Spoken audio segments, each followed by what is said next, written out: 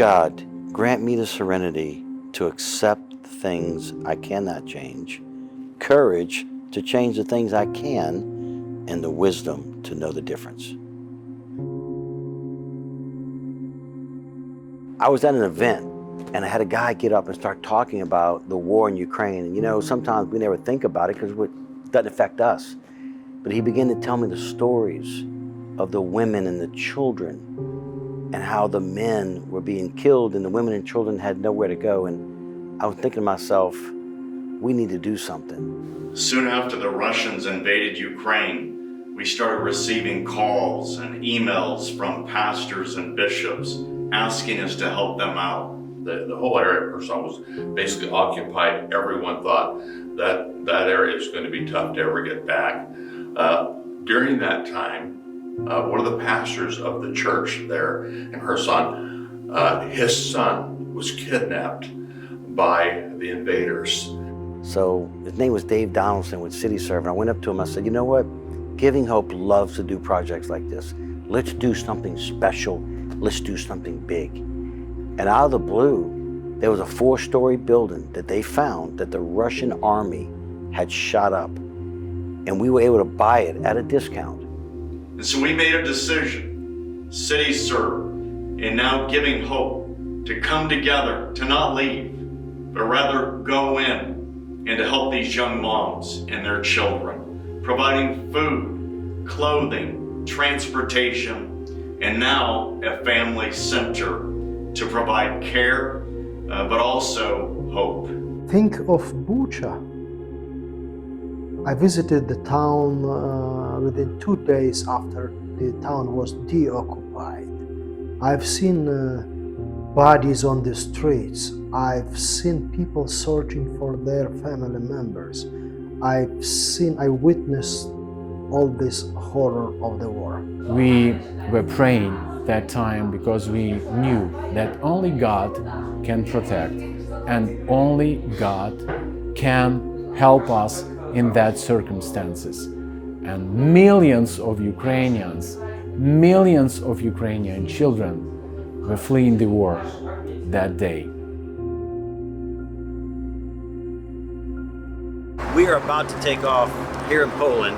It's about a 3-hour bus ride to get to the border, and then we're not sure what the condition of the border could be. It could be an hour to get through, it could be 4 or 5 hours to get through. 1 John chapter 5, that Jesus is saying, the one who believes in me, the one who believes that Jesus is the Son of God, he will overcome the world. God, I just ask you use us on this trip to be your hands and feet, to help the people that are hurting, to give love to the unlovable, and to show Christ in everything we do. Let this trip be about you. We know that only God can really heal traumas. He promised us do this, and we can see just now when in the middle of disaster, of catastrophe, God's love shines brightly. God's love healing hearts. God love rebuilding lives of thousands children and their families. In fact, the day after we were there, 19 suspected predators were arrested. I am 25 years in child protection, and I know what war means. Because after first invasion 2014, my team, Save Ukraine team, went to combat zones to rescue kids from danger. But I never could imagine that this war will come to my city, to capital, to Kyiv. I saw bridges that were blown up, buildings that were bombed. I saw a lot of devastation. You know, and you would think in today's world you'd never see that, but it was obvious, it was detrimental, it was sad. I mean, so many bridges blown up, tanks blown up. You saw tanks, cars that were burned on the side of the road. You saw buildings that you knew were just completely devastated, they're gone. You can just see the slab, buildings are gone. You know, one night we actually did, with the pastors, we did a food drive. And we brought in thousands of pounds of food. The line was massive. and the average person in line had to be over 70 years old.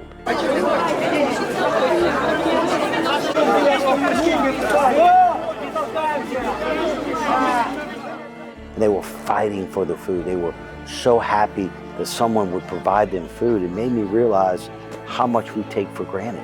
That in the middle of a war, these elderly people have nowhere to turn to. There's no government assistance program, and they had to rely on the church to provide them basic food needs.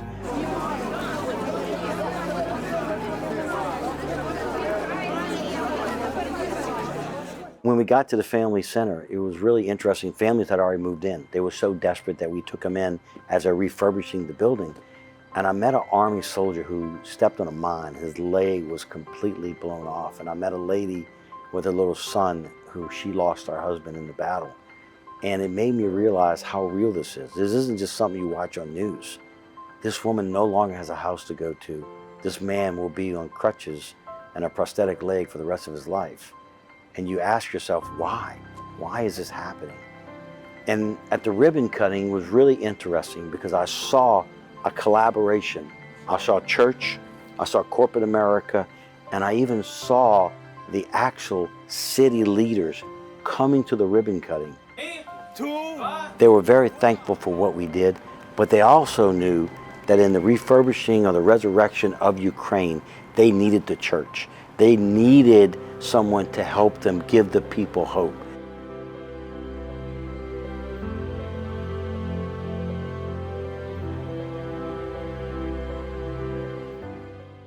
We won't win in this horrible war and rebuild lives of millions of our children.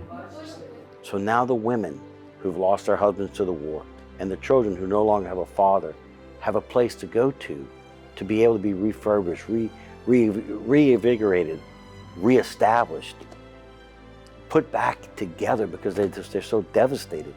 And through our church network, so through the First Pentecostal Church Network, we're able to relocate these families throughout Europe to start all over.